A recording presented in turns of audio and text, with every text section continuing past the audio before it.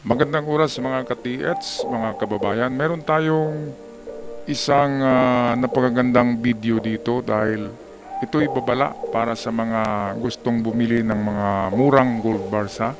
So huwag kayong magpaluko. Merong bagong modus ngayon ang mga sanggano na ito na nagbebenta ng mga, hindi nagbebenta, talagang nanluloko gamit ang gold bars at ibang klaseng ibang klaseng strategy ito. Hindi nila pinapakita yung gold bar. Talagang gumagamit ng sell stock at budol-budol at mahika.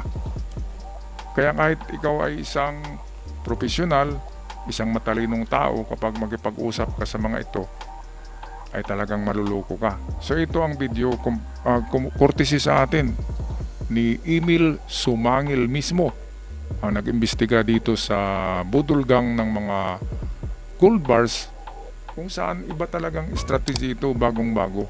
Kaya ito ang video atin panoorin.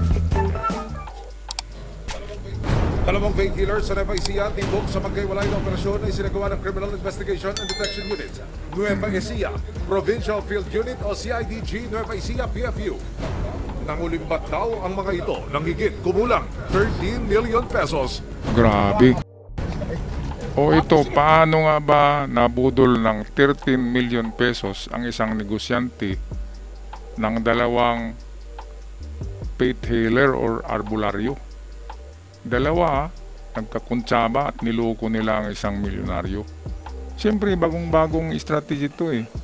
Biruin nyo, ang kanilang metal detector ay diwindi. Lamang lupa daw yung pupunta sa ilalim ng lupa at hahanapin yung gold bars. Kaya bagong-bago bagong-bagong strategy to ng budol. Hindi sila gumamit ng gold bar walang pinapakita. Salita lang. Mantakin nyo diwindi, pasok sa lupa, tapos hanapin yung gold bar. Talagang binudol yung isip mo. Kasi kahit matalino ka, bakit naniniwala ka ng ganyan? Kaya 13 million ang naubos.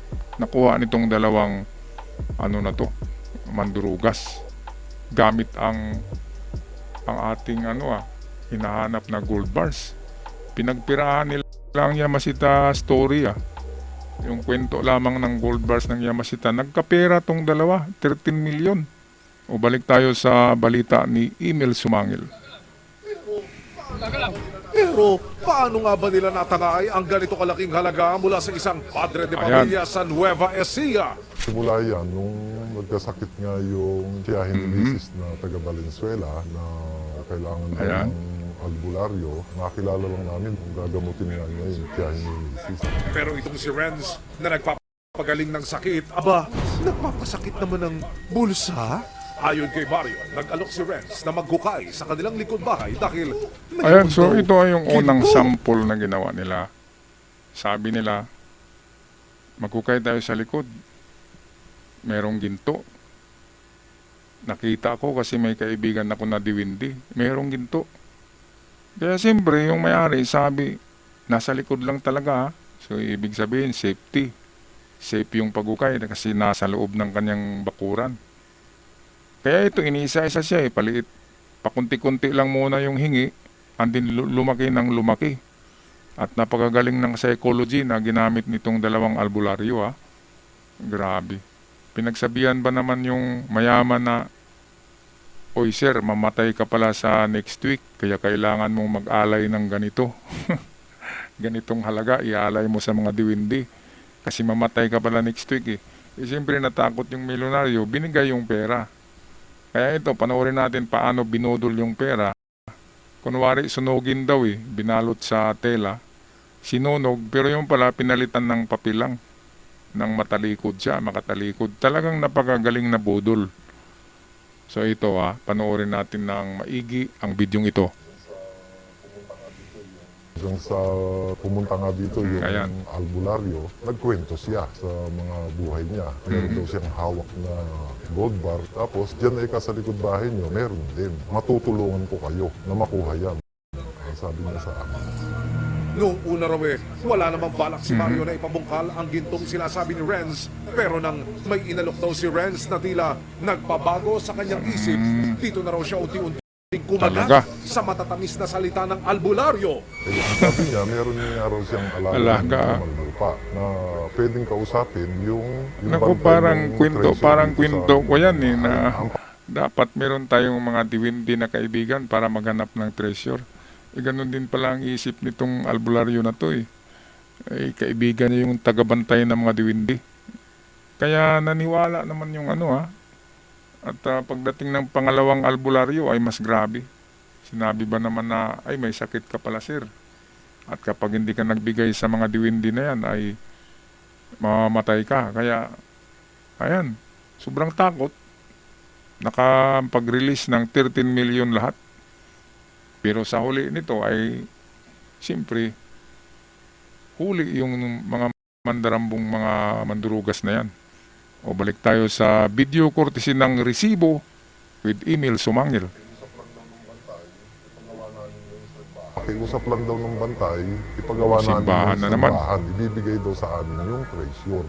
Pero matapos na mag-abot ni Mario ng pera kay Renz para sa pagpapagawa ng simbahan, aba, tila ba mas humaba pa ang proseso para makuha ang kanilang inaasam na ginto? Humukay muna ng mga ganyang kalalim siguro, tapos doon daw susunugin yung mga pera. Kailangan daw yung mahalagang bagay sa amin ang susunugin. Eh wala na po pa akong hihigit pa sa pera. Ayun ang sabi niya. Yun ang kailangan natin sunugin.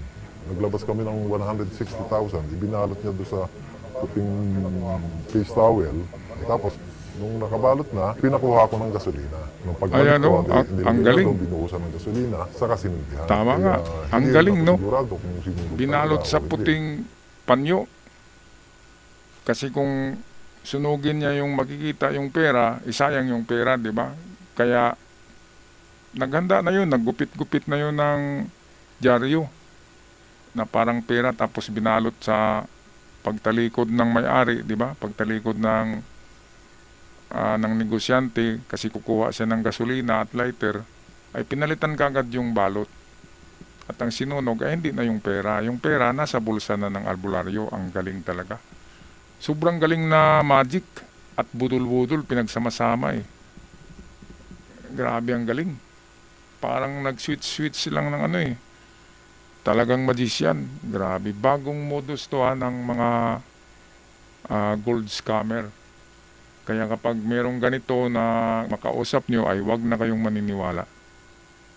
Wag na wag maniniwala. Unang ginamit ay pangalan ng Diyos eh. Gagawa daw ng simbahan. Sabi ng mga diwindi, pagawa sila ng simbahan. Eh siyempre, simbahan, magbigay ka. Kaya yun ang unang budol-budol. 165,000 muna hanggang umabot ng 13 million. Balik tayo sa kwento ni Emil Sumangil. Ayon pa raw kay Renz dahil madulas daw ang ginto sa dami ng putik na nakabalot dito. Ayon pa raw kay Renz dahil madulas daw ang ginto sa dami ng putik na nakabalot dito. Ang abo daw galing sa sinunog na pera ang gagamitin ng mga Ayun. alagang lamang lupa ni Renz para Grabe. mawala ang dulas nito at mahango magaling, ang magaling. ginto. Pero itong si Renz, bukod sa heavyweight ang mga alagang lamang lupa, Eto may na. ka-mining in tandem din pala. February 2022. Ayan, yung Ipinakilala ni Renz Drago kay na. Mario, ang kapwa niyang albularyo na si alias Francis. Si Francis, mas makapangyarihan at mas matinik Ito pa na, raw ito sa na. kanya. Sa una nilang pagkikita, diretsahan daw sinabi ni Francis kay Mario na may masamang mangyayari sa kanya at kanyang pamilya. Pinatalikod ako, tumalikod ka nga. Tingnan ko yung likod mo. Sayang eh, kayo mga pinaghihirapan natin. Eh, Ayun, so yun yung sinabi ko na kami, tinatakot siya eh. kukuha Ilang sa'yo. linggo lang daw. Kukunin na siya ng mga lamang lupa. Kaya ang gawin, mag-alay ng mahalagang bagay. Wala na nga mas mahalaga pa kundi pera, di ba? Kaya pera yung sinunog nila. At nanghingi na naman ng dagdag Pagkatapos sunugin, ito naman yung nanghingi yung pangalawang albularyo na mas makapangyarihan kaysa nauna. Grabe. Ang galing talaga nitong dalawa.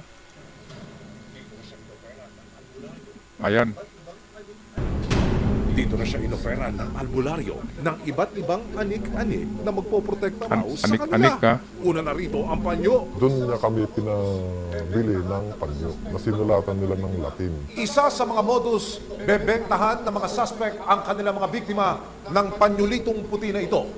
Ito raw ay parang magsisilbing anting-anting bilang proteksyon ng mga bibili o ng mga biktima para sa kanilang mga sarili.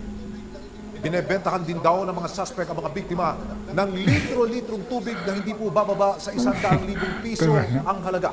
Ibinubuhos ito sa mga lupa. At ito raw ang siyang magiging... Grabe no, kung ano-ano na lang, tubig na naman. Tapos ididilig sa lupa. Pero libo-libo ang halaga, 100,000, tubig lang yun ha. So budol-budol na naman. Grabe ang galing.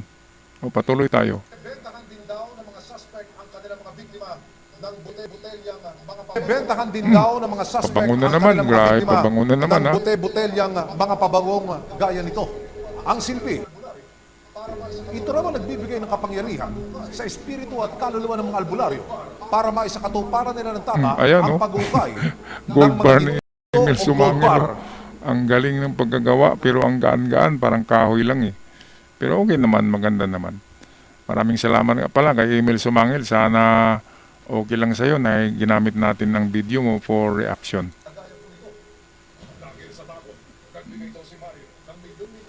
Agaya po nito. Dahil sa takot, nagbigay daw si Mario ng milyong-milyong halaga para mabili ang nasabi ni Francis na mga kagamitan. Bukod sa pera, kinailangan Grabe. din daw niyang patuloy na magpadala kay Francis para sa ginagawang paghukay ng ginto. Pinapadala raw ni Mario ang pera sa isang alias Edward. Sabi nila, para hindi ka na pumupunta dito sa amin para magdala ng pera. Yung nakapangalan lang sa akin, na nakuha namin yung resibo, nasa 4.2 million. Kasama ang resibo. Sa unang pagkakataon, binuksan ni Mario ang hukay na lagusan daw ng ginto. Grabe, ang babaw lang. hukay na ginawa ng dalawa, umabot lang ng halos isang talampakan. At ang sinasabing ginto na may mahiwagang matandang mga bantay, nowhere to be found. Nang hindi na makontak ni Mario sina Francis at Renz, dito na raw niya napagtanto na tila niloloko na siya ng dalawang manggagamot. Kaya naman, tinawagan na raw niya si Edward na siyang pinapadalhan niya ng pera. Yung tinanong ko, natuloy ba noong isang araw na ano po, meron kayong bibilin. Hindi ko naman sinasabi kung yung pabango na bibili kayo ng pabango. Meron kayong bibilin. Ay, hindi po kuya. Pagka po ko... Ayun, kayo so sa akin, talagang iniaabot ko lang sa binudol kanya. siya, Wala no? kaming At meron pinupuntahan. pang runner eh. Ay, Meron pang tagakuha ng pera. Parang sa ano lang, no? Parang sa flood control scam na merong taga-deliver, the bagman. Galing ng mga albularyo na to ah. Pero ito yung ending niya, no? Pakinggan natin ah.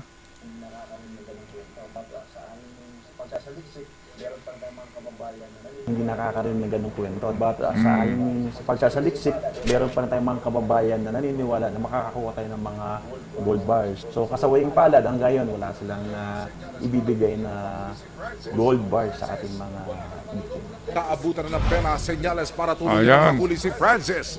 Francis, wala ka nang manloloko ng iyong ginto scheme. Bakit kung mga pulis kami? Mga pulis kami! Nagalaw! 2:30 naman ng tanghali, nakipagkita na rin si Mario kasama ang mga kapulisan sa walang kaalam-alam na si Renz. Tulad ni Francis. Ayan, mukhang- nang magkaabutan ng mukhang pera kasi. Renz, wala ka nang Nagpakita tawala. pa sila eh. Dapat hindi na sila Mga nagpakita dahil malaki na ang nakuha nila. Na ano sila sa ano na sa pain na sobrang pera na pandagdag eh. Pinainan lang sila ng may-ari at nakipagkita kaya ito. Oh, nakapusas ang ending oh. Nakapusas oh. Ayan oh. Tapusin natin ng video.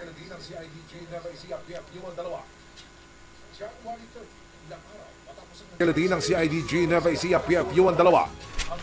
January 30, ilang araw matapos ang Intrepid Operation, binalikan ng resibo ang dalawang lalaki. Pero hindi na raw muna sila magbibigay ng kanilang pakayag. Nakakarap sina Francis at Renz sa kasong estafa. January 31, Ayan, nakapagpiansa so sina Francis at Renz at nakapagpiansa nakauwi na sa kanilang siyempre. pamilya. Meron Patuloy silang pa rin gugulong 13 ang million na pagdidig nakuha. para Sabihin natin merong natira na 10 million. Yun ang ginawa nilang pangpiansa. At sobra-sobra pa yun. Meron pa silang naitago doon. Kaya kawawa talaga yung naano eh. Kasi nakapagpiansa pa, dapat wala ng piansa ang ganyang laking na scam na pera. Dapat bulok na yan sa kulungan. O kaya isuli nila yun, yung pera. Kasi hindi pa naman naubos yun, ang laki-laking halaga, 13 million. Kaya kahit na nagtagumpay sila, nahuli naman. Kaya tabla-tabla lang, di ba? Pero kawawa talaga yung may-ari na 13 million pesos yung nakuha sa kanya. walang naisauli eh. Kasi siyempre nagpakulong na lang yung dalawa at yung isa daw nagpatiwakal sa sobrang kahihiyan. Ibig sabihin yung hindi nagpatiwakal, yun yung pinaka-mastermind. Kasi yung isa mahina ang loob Kaya yan, talagang makakarma.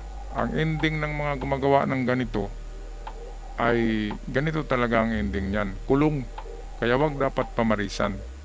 Mga katiits, mga kababayan, dapat malinis ang ating pag-treasure hunt. Hindi tayo papasok sa ganyang mga picking gold bars, mga modus na tulad ng ganyan para magkapera. Alright, wish you luck sa inyong pag-treasure hunt sa kabundukan. Sana isurtein tayo. Maraming salamat. See you on our next upload. Hanggang sa muli. Paalam.